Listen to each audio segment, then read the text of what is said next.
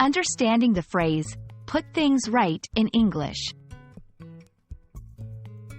Hello everyone, and welcome to our English language learning channel. Today, we're going to explore a common and useful English phrase, put things right.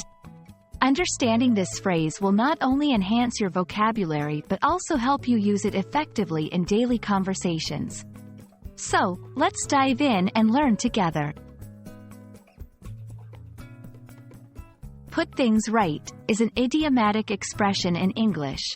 To put things right means to correct a mistake or resolve a problem that has occurred. This phrase implies an action taken to restore a situation to its proper or desired state.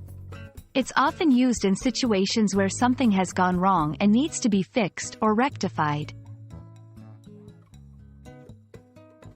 To better understand how to use put things right, let's look at some examples.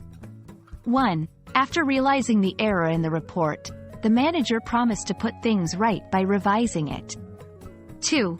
I know I forgot our anniversary, but I want to put things right by planning a special evening for us. 3. The government is taking measures to put things right after the policy caused unforeseen issues. In these examples, the phrase is used in different contexts: in a workplace, a personal relationship, and a governmental scenario, showing its versatility. It's helpful to know some synonyms for this phrase. These include rectify, amend, correct, remedy, resolve. Using synonyms can add variety to your speech and writing, making it more interesting and engaging.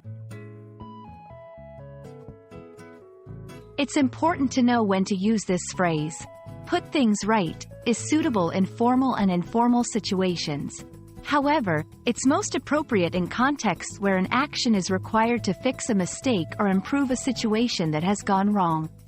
It's less suitable for situations where no error or problem occurred. I hope this video has helped clarify the meaning and usage of put things right. Remember, learning idiomatic expressions is a great way to sound more natural in English. So, try using put things right in your conversations where it fits.